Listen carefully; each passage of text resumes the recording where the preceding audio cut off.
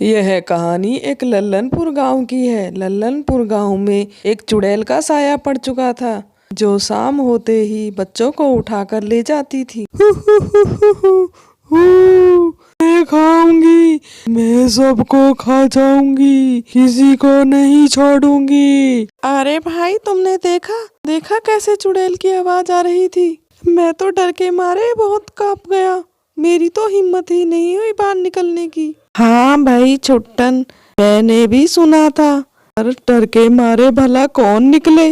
मैं तो बड़ी मुश्किलों से निकला हूँ, और जाने पता नहीं किसकी शामत आई है, इसके घर का बच्चा उठा कर ले गई है।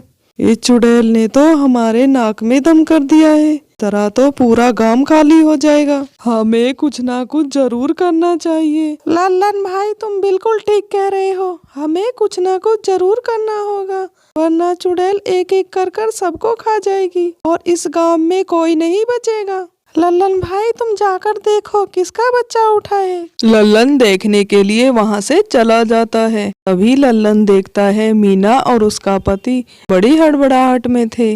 अरे भाई मीना, क्या हुआ? तुम कहाँ जा रही हो और इतने घबराए हुए क्यों हो? मैंने तो चुड़ैल की आवाज सुनी, क्या तुमने भी सुनी? मैं तो डर के मारे कांप गया। हाँ भाई लल्लन, वो हमारा बच्चा उठा कर ले गया और मीनू बहुत दुखी है। अब हम क्या करें? हमारी तो कुछ समझ नहीं आ रहा। अरे भाई, ऐसा कब तक चलेगा? ऐसे तो चुड़ैल पूरा गांव खाली कर देगी और एक दिन इसमें कोई नहीं रह जाएगा।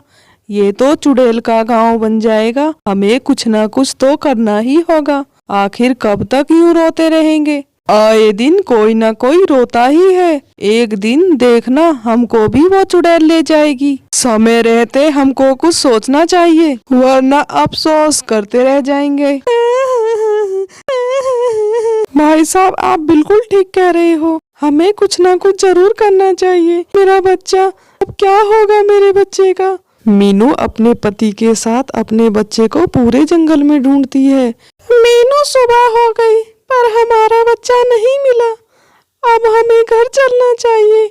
मीनू बड़ा दुखी मन कर अपने घर लौट जाती है। वो करे तो करे क्या? एक रामू नाम का लकड़हारा जंगल में लकड़ी काटने के लिए जाता है।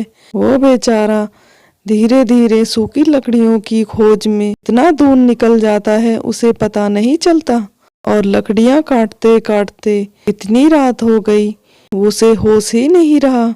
अब वो रास्ता भूल चुका था। वो घर जाए तो कैसे जाए? ने सोचा क्यों ना मैं सुबह होने का इंतजार करूं और सुबह यहाँ से जाऊं। रात में कहीं भटक गया, जंगली जानवर खा जाएंगे, मैं यहीं आराम कर लेता हूँ। रामू आग जलाकर वहीं पर बैठ जाता है, ताकि कोई जंगली जानवर के पास आए तो वो जल्दी से अपना बचाव कर सके। तभी थोड़ी देर में वहाँ से अजीब अजीब सी आवाजें आती हैं। तुम कौन हो? कौन हो जिसने मेरे जंगल में आकर गुस्ताखी की और यहाँ पर आग जलाई?